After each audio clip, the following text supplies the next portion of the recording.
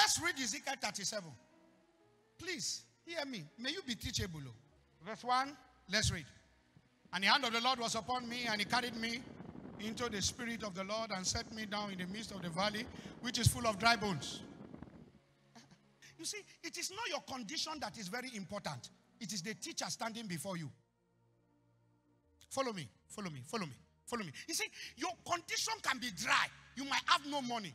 But the truth is that God brought a hand, carried a prophet, you see, you did not encounter me by mistake. So, I don't know where you have your dry bones. Listen to me very well. It was the hand of the Lord that brought me to Abuja. And I came into a valley. It was full of dry bones. Hear me, you are better than the dry bones. Now this is what most of you don't understand. Dry bones don't talk to their teachers. They listen to their teachers. Now, I will show you something now. I will show you something from the teaching aspect. Put verse 2. Put verse 2. And it caused me to pass by around about. And behold, there were very many in the open valley. And lo, they were very dry. Yes, there are situations around your life that is very dry. Yes, it's true. There is an affliction. There is an adversity that is very dry. In fact, it is true. You know, it could be marital, it could be health, it could be financial, it could be anything. It could be anything, family, related, one sin or the other that you are struggling with. But hear me, it was the hand of God that brought me to you. You are not a dry bone. That's why I started by saying to you that you are better than the dry bone. But let me tell you what dry bones did to their teacher. How much more you? Put verse 3. Put verse 3. Verse 3. And he said unto me, Son of man, can these bones live? And I answered, O Lord, only thou knowest. Now, I was taught before I came to teach you. I asked me a question. Hear me. There is no ultimate knowledge but the knowledge from above. Yes. Even I, when I encounter your problems, I know as a man it cannot be solved. Now, go home, go up. And he said unto me, Son of man, and again he said, unto me, prophesy upon these bones, and I say unto them, O ye dry bones, hear the word of the Lord. Now, they were not dead body.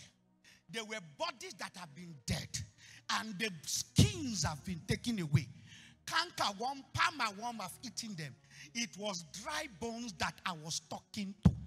I have to teach dry bones.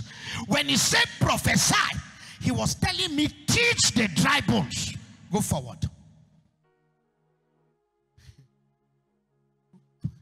Thus says the Lord unto this bone, behold, I will cause breath to enter into you, and ye shall receive life. He's not telling me to tell dry bones. Now, as you are there now, I will cause breath to enter into you, and you shall live. The bones were dry.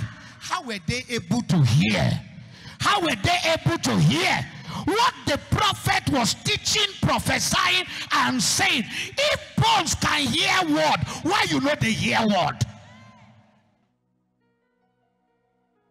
If dry bones can hear, why will you not hear? Read forward. He now begin to tell the dry bones what will become of them. That a great army will come out of them. And they are going to work together, and they will not break ranks. And they will climb war. He started telling them what is going to happen.